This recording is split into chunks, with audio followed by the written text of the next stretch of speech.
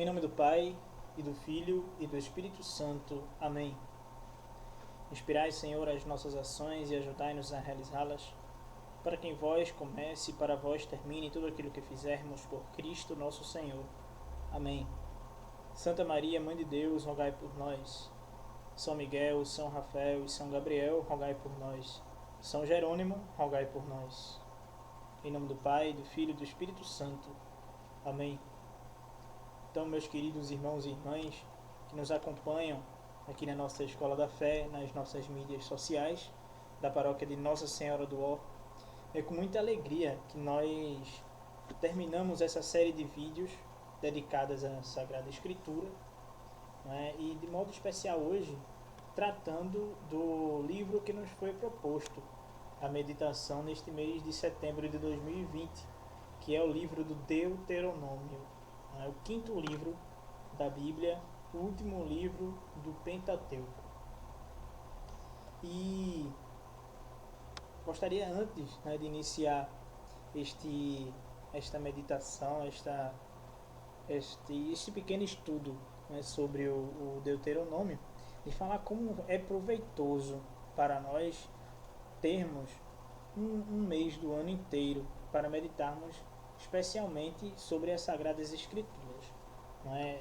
A palavra de Deus que nos é revelada de modo escrito, né? Como nós falávamos lá no primeiro livro, no começo do mês, no primeiro vídeo, perdão, no começo do mês, é como um grande álbum de família, né? Onde está a história do povo de Deus contida através dos séculos, desde a criação até o final, né, da era apostólica, desde o Gênesis até o Apocalipse, tratando do início do mundo até o seu final, né?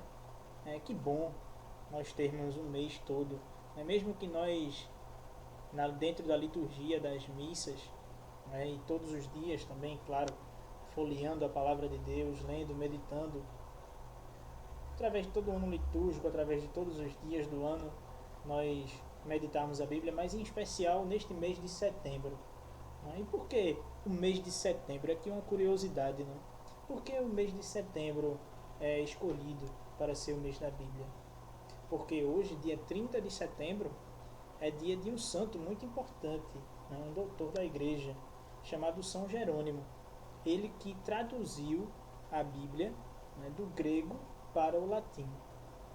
No seu contexto, não é, o Papa Dámaso pediu para que houvesse essa tradução, já que o grego não era mais tão usado naquela época e que as pessoas lutavam um pouco já lutavam um pouco para entender a língua grega, que era antigamente a língua universal, como hoje, por exemplo, é o inglês. O grego ocupou esse lugar durante muito tempo. E aí depois o Império Romano fez com que o latim ocupasse esse lugar. E o santo, né, São Jerônimo, dedicou a sua vida para traduzir a Bíblia do latim para o grego. Então nós rendemos graças a Deus pela vida de São Jerônimo, pela sua obra, né, que nos é tão importante. E como vista de agradecimento, nós dedicamos o mês de setembro, cujo dia 30, o último dia do mês, hoje, é dedicado a São Jerônimo. Então, São Jerônimo, intercedei por nós, né? Que pela intercessão de São Jerônimo nós possamos ser cada vez mais amantes e íntimos da palavra de Deus escrita, né? Então, falar um pouquinho do livro do Deuteronômio requer uma pequena introdução. Nós falávamos no primeiro vídeo do mês da Bíblia, no primeiro vídeo de setembro, o primeiro desta série, que a tradução das Sagradas Escrituras, ou seja, da Bíblia hebraica, da Bíblia dos judeus, né, tem uma pequena polêmica, né? Tem dois tipos de tradução, no mínimo. Temos os livros que foram escritos originalmente em hebraico, que são os livros que contêm, né, do Antigo Testamento, que contém na Bíblia protestante, e os livros que também foram escritos em grego, né? Então nós temos um conjunto de livros no Antigo Testamento. Vamos recordar. Nós temos o Pentateuco, também chamado pelos judeus de Torá, né? Pentateuco, um conjunto de 5 livros. Penta, 5, né? O conjunto dos 5 primeiros livros da Bíblia, que é chamado pelos judeus de Torá, ou simplesmente os livros da lei. Temos os livros proféticos, temos os livros sapienciais, temos os livros históricos. Então, esse conjunto de 4 livros, tirando daí os livros históricos, né? Os outros 3 que sobram estão contidos, né, na Bíblia judaica, escritos originalmente em língua hebraica. Porém, os livros históricos são escritos em grego. Porém, há uma tradução também do Deuteronômio em grego, e também de outros livros, né, do Antigo Testamento, que depois foram deixados de fora, principalmente pelo concílio judaico de Jâmia, um concílio que hoje é tido como herético, né, que não faz parte da tradição judaica. E desse concílio foi que foi tirado o cânon, ou seja, o conjunto de livros do Antigo Testamento da Bíblia protestante. E é por isso que há essa incongruência, né, essa diferença, né, esse retalho que foi feito pelos protestantes, mas inicialmente pelos judeus do concílio de Jâmia, da religião judaica. Né? Lembremos também que a religião judaica não tem, por conta da diáspora, ou seja, do êxodo, né? Do segundo êxodo do povo judaico, né? Questão histórica, né? Que recentemente somente que foi criado o Estado de Israel, né? E os judeus não tinham muito onde se concentrar e tal, então foram migrando para várias partes, principalmente da Europa, na América do Norte, tanto que hoje nós temos coisa que é uma religião local, né? O judaísmo é muito ligado à questão de Israel, da Palestina, mas nós temos judeus em todos os lugares, né?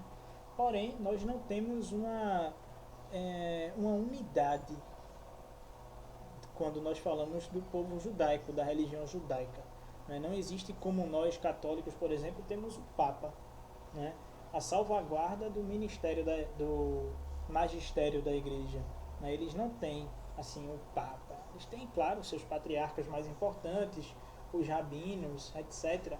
Mas o Papa, somente nós católicos temos essa salvaguarda, né? Essa garantia da unidade da fé. Né? E por isso há essa incongruência nas Bíblias, né, que hoje nós temos. A Bíblia protestante, que veio do Concílio de Jâmia, pelo menos o Antigo Testamento. O Novo Testamento é igual, né, à Bíblia da Igreja Católica, ou seja, eles aceitam a autoridade da Igreja para o Novo Testamento, mas para o Antigo Testamento não. Aceitam a autoridade, a pseudo-autoridade, ou seja, a falsa autoridade de um concílio que não é nem considerado pelos próprios judeus. Né?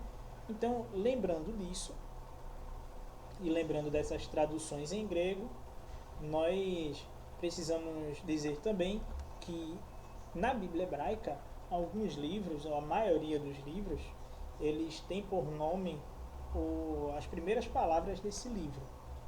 Né? Por exemplo, o livro do Gênesis, né, é chamado de Bereshit, porque começa lá, no princípio, Deus, etc, etc.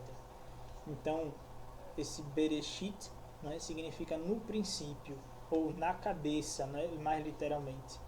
Porém, na tradução para o grego, ficou Gênesis, porque trata da temática do livro. Né? É uma tradição mais ocidental. Né? Quando foi traduzida para a língua grega, que era a língua dominante da época dessa tradução, a tradução que é chamada de Septuaginta, ou tradução dos 70, né, que diz a tradição judaica que a Bíblia hebraica do Antigo Testamento, quando foi colocada para ser traduzida para o grego, que era a língua corrente da época, por exemplo, na época do exílio da Babilônia e por aí vai, né? Foi dada a Bíblia para que 70 pessoas, 70 estudiosos da língua grega traduzissem. E essas 70 traduções foram colocadas juntas e foram estudadas e foram analisadas e estavam perfeitamente iguais. Né? Diz a tradição judaica que a Bíblia dos 70, ou a tradução dos 70, não é, aconteceu dessa forma. E o livro do Deuteronômio, não é, significa literalmente em grego segunda lei. Deutero, segunda, nômio, lei. Não é? E é tirado do capítulo 18, do capítulo 17, versículo 18, do mesmo livro, o livro do Deuteronômio, que diz o seguinte, não é? Para o uso pessoal dos reis, devia ser feita uma segunda cópia, ou uma cópia, da lei dos levitas, ou seja, a lei que Deus havia ditado. O Deuteronômio também é chamado de livro das leis. Né? Então a gente pode se confundir um pouquinho quanto ao nome. O nome Deuteronômio significa assim, segunda lei, mas é o livro em que contém a lei de Deus. Né? Também pode ser chamado de livro da lei, ou livro das leis, né? Tanto faz. Quando a gente vai se referir à Bíblia e diz o livro da lei e tal, a gente está se referindo ao Deuteronômio, né? Mas essa pequena diferença, né, na tradução do nome não nos deve dizer assim, não, porque mudar o nome agora, não sei o que, será que nós não devíamos colocar assim, livro das leis ao invés de segunda lei? Não, isso criaria mais problemas do que na verdade não há problema com a tradução do Deuteronômio, né? Então isso criaria sim um problema. Não, deve mudar o nome ou não deve mudar o nome? Não, vamos deixar assim, tá bom? E nem nos cabe fazer, né, esse tipo de discussão. Só para a gente explicar realmente qual a origem do nome desse livro, né, e de que se trata esse livro. Né? É realmente uma transcrição das leis de Deus. E o livro do Deuteronômio tem uma forma e um objetivo. Qual a forma do livro do Deuteronômio? Ele se finca, né? Ele é basilado, ele tem as suas bases em 3 discursos de Moisés.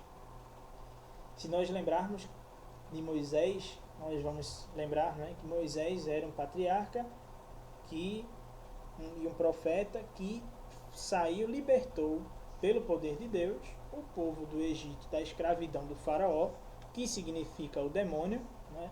O faraó tem a simbologia do demônio e o Egito de uma vida de pecado, de uma vida de servidão aos ídolos egípcios, né? Onde o povo de Deus era escravo do demônio na idolatria, né? E a travessia do povo de Deus guiado por Moisés, né? É a travessia de uma vida de pecado para a terra prometida, para a vida de Deus. Ou seja, o povo de Deus sai da escravidão do demônio, da escravidão do pecado, de uma vida de escravidão aos ídolos, para a vida com Deus. Sai do Egito para Canaã. Porém, nesse ínterim, nesse tempo, não é, tem que passar pelo deserto. Tem que atravessar o deserto, com todas as suas dificuldades. Então, o livro do Êxodo trata mais ou menos que historicamente essa realidade, não é? Já o livro do Deuteronômio, ele vai pegar algumas coisas, ou seja, 3 discursos que Moisés fez no Egito durante a travessia, não é? Para o povo de Deus. Ou seja, no Êxodo nós temos mais a história, já no Deuteronômio nós podemos viver mais de perto aquilo ali. Né? Por exemplo, no Êxodo nós vemos que certa feita o povo teve fome e Deus enviou maná. Ok, a história é essa. Porém, no Deuteronômio trata de como se deu aquilo ali, de como Moisés educa o povo por Deus, né? Educa o povo para Deus, para falar justamente do para que serve o maná, né? Do que o que significa o maná. E assim, para trazer o povo, converter o coração do povo para Deus. O povo que ainda estava muito apegado ao Egito, aos ídolos, a certa facilidade que mesmo sendo escravo tinha, não é? E Deus que vai educando o seu povo através de Moisés. O momento mais importante do livro do Deuteronômio já é no final. Lembremos que o livro do Deuteronômio tem 34 capítulos, né? Cerca de mais ou menos 10 ou 11 capítulos para cada discurso de Moisés, né? Mas já no final, nós sabemos que historicamente Moisés não entra na Terra Prometida, mas o povo que ali estava, Moisés viveu cerca de 120 a 140 anos, né? E o povo que estava ali entrou. Ou seja, o povo que estava às portas da Terra Prometida entrou, menos Moisés. Por quê? Porque Deus diz que aquela geração que tentou a ele no deserto não entraria no deserto, ou melhor, na Terra Prometida. Ou seja, daquelas pessoas que saíram do Egito, nenhuma delas entrou na Terra Prometida, senão seus filhos e parentes e pessoas nascidas depois da travessia do deserto. Por quê? Porque aquelas pessoas que saíram do Egito tentaram a Deus no deserto, ou seja, não foram fiéis de coração. Moisés fazia parte dessa geração. Porém, Moisés, sendo um homem santo, porém um homem, houve um momento em que duvidou também de Deus.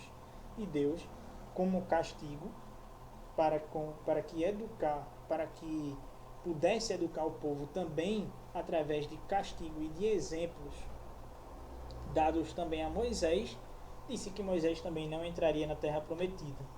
Mas Moisés não entrou na Terra Prometida figurada, que é a terra de Canaã, mas entrou no descanso de Deus. Ou seja, nós cremos firmemente que Moisés é santo e que está na Terra Prometida de verdade, que é o céu, que é a vida de Deus.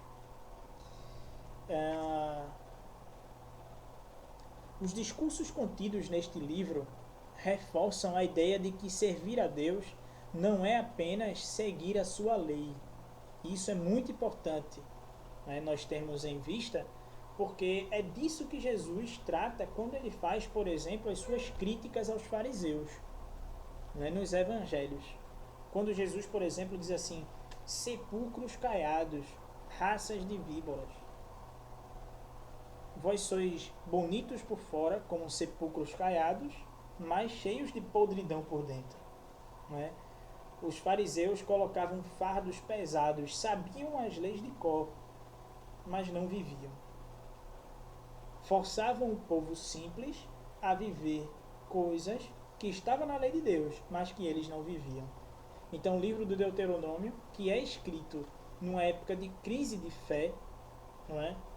Foi escrito justamente para que o povo recuperasse a fé. Ou seja, vamos transcrever esses discursos de Moisés, vamos transcrever a lei de Deus para que o povo supere essa crise de fé e passe realmente a não mais somente conhecer a lei, mas a vivê-la. E é por isso que esse livro da lei é tão importante para a nossa meditação, para o nosso crescimento espiritual. Recuperar as raízes do que quer dizer crer em Deus, ou seja, aderir a Deus de todo o coração, não só a aparência de sua lei, mas viver realmente para Deus, deixar realmente de lado os ídolos. Os ídolos são coisas do passado.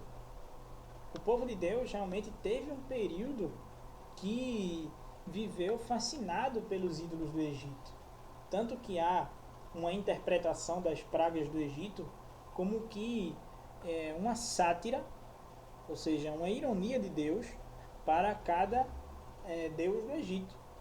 Não é? Por exemplo, quando Deus transforma as águas do rio Nilo em sangue, não é? É como se fosse mostrando a sua soberania sobre as águas.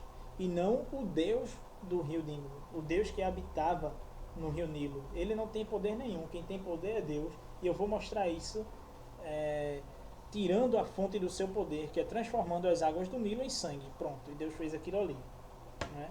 E por aí vai, tanto a praga dos gafanhotos, quanto a praga das rãs, e assim por diante, todas as pragas do Egito.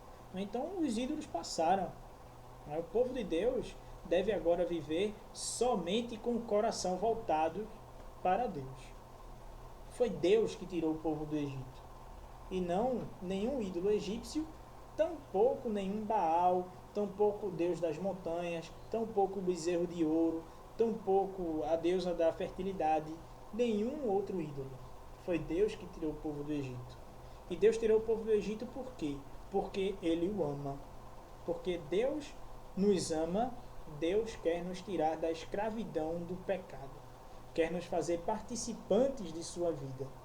Quer nos tirar da escravidão de Faraó, ou seja, do domínio do demônio, do domínio do pecado, através do deserto, ou seja, de uma mudança de vida, de uma conversão do coração para Canaã, para o reino dos céus, para a vida dele, a vida do próprio Deus. E é nesse resumo que consiste o livro do Deuteronômio. É realmente um compromisso com Deus que nos leva a eliminar os ídolos. O versículo 4 do 6º capítulo do livro do Deuteronômio tem o famoso Shema Israel, que era um versículo que devia ser repetido todos os dias por todos os judeus, né? Que é aquele famoso: ouve Israel, o Senhor teu Deus é o único Senhor. Portanto, amarás o Senhor teu Deus de todo o teu coração, com todo o teu entendimento e com toda a tua alma, com todas as tuas forças, e dele falarás do momento em que te levantares até o momento em que te deitares, e transmitirás essas palavras aos teus filhos. Ou seja, transmitir a vivência da lei de Deus, para que o povo realmente pudesse viver como libertos do pecado, numa contínua ação de graças. E é nisso que consiste a vida de quem é liberto por Deus. Ora, aqui, meus irmãos e irmãs, já caminhando para o final, nessa uma pequenina explanação sobre o livro do Deuteronômio, não é? Um pequenino resumo, não é? Sobre o que consiste o livro do Deuteronômio, não é? Nós devemos lembrar que o êxodo, a saída do povo do Egito para a terra prometida, é a primeira comemoração da Páscoa, é a Páscoa dos judeus. Mas nós que vivemos na nova e eterna aliança, nós já vivemos na nova Páscoa, que é quando Deus vem, se encarna, se faz homem, não é? Deus Filho vem, se encarna no seio de Maria, nasce, prega o seu evangelho e morre na cruz. Para quê? Para tomar a nossa mão e atravessar da vida do pecado, da vida de morte, da vida de servidão aos ídolos, para a vida de Cristo. Sairmos da escravidão deste mundo para a ressurreição, para a vida com Cristo. E é nisso que consiste na nossa Páscoa.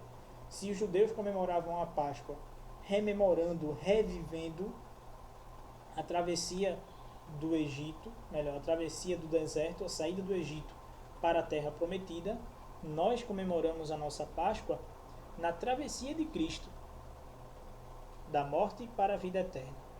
Travessia essa que nós somos chamados a ser participantes. Não é?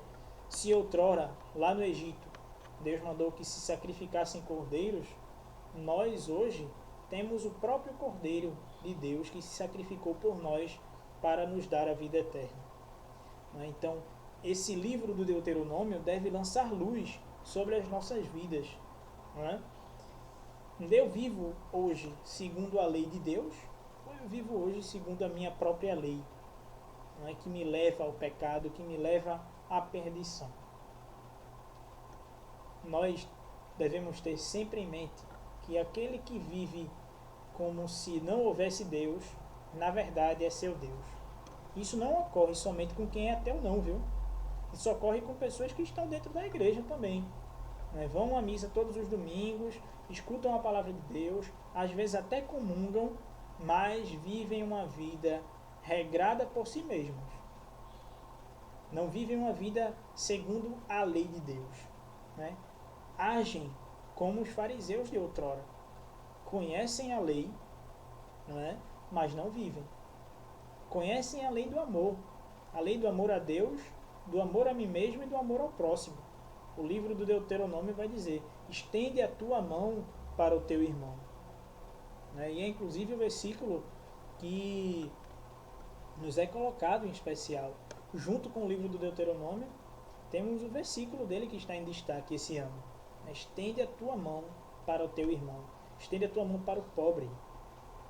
Naquela época, o pobre era muito bem determinado. Era a viúva, era o estrangeiro, era o órfão. E hoje, quantas pessoas nós vemos necessitadas, não só de dinheiro, não só de comida, não só de moradia, mas necessitadas do amor de Deus. E se nós não vivemos de acordo com ele, nós não estendemos a mão para esse irmão. Não é? Nós vemos tanta gente hoje precisando encontrar nosso Senhor Jesus Cristo. Que bem nós podemos querer para os nossos irmãos mais do que a salvação eterna. E às vezes nós nem sequer rezamos pelas pessoas que nós gostamos, quiçá pelas pessoas que nós não gostamos. Então devemos pensar realmente nisso. Nesse dia de São Jerônimo, nesse encerramento do mês da Bíblia. Lembremos que no ano passado nós escutamos, nós refletimos com especial atenção o livro da primeira carta de São João. Esse ano nós refletimos com especial atenção o livro do Deuteronômio, que ambos têm a sua confluência, ou seja, ambos encontram um lugar comum no amor a Deus e no amor ao próximo. Que nós possamos, cheios do amor de Deus, transmitir o amor de Deus, não só a lei, mas o amor de Deus, que, claro, consiste em seguir a lei, em amar a lei, amar a lei de Deus, amar a santa doutrina católica, amar nosso Senhor Jesus Cristo, amar a liturgia, amar a missa, mas sobretudo em ter uma vida íntima, uma vida de intimidade com Deus, rezar todos os dias, rezar o terço, ler as Sagradas Escrituras, ler o Evangelho todos os dias e ter, sobretudo, aquele momento de intimidade com nosso Senhor Jesus Cristo, que nos chama, assim como no livro do Deuteronômio, nos chama a viver a sua lei, que é a lei do amor plenificado, que é a lei daquele que, sendo Deus, se fez homem, morreu na cruz por nós, ressuscitou e nos espera no céu, claro, com o coração arrependido, contrito e convertido para Deus, para Ele mesmo, para que Ele nos dê a sua vida. Então peçamos à Virgem Maria, ela que recebeu a palavra de Deus por excelência, o Verbo de Deus, o Verbo se fez carne, não é? Nosso Senhor Jesus Cristo saiu de Deus, mesmo estando em Deus, o Verbo permaneceu em Deus, mas veio morar entre nós, armou a sua tenda, a sua morada entre nós em Nossa Senhora. Então peçamos a ela que ela nos ajude a viver a doutrina, a lei de Deus e a amá-lo sobre todas as coisas, amar a mim mesmo e ao próximo, que é o próprio resumo que nosso Senhor Jesus Cristo fez da sua lei no Evangelho. A lei de Deus consiste nisso, amar a Deus sobre todas as coisas e amar ao próximo como a mim mesmo. Então que nós possamos um dia, seguindo essa lei, chegar junto de Cristo, na ressurreição dos mortos, no momento em que a Jerusalém Celeste foi exaltada, nós possamos estar nela, para contemplar eternamente a luz da face de Deus. A vossa proteção nos refugiamos, Santa Mãe de Deus. Não desprezeis as nossas súplicas e nossas necessidades, mas livrai-nos sempre de todos os perigos, ó Virgem gloriosa e bendita. Rogai por nós, Santa Mãe de Deus, para que sejamos dignos das promessas de Cristo. Amém.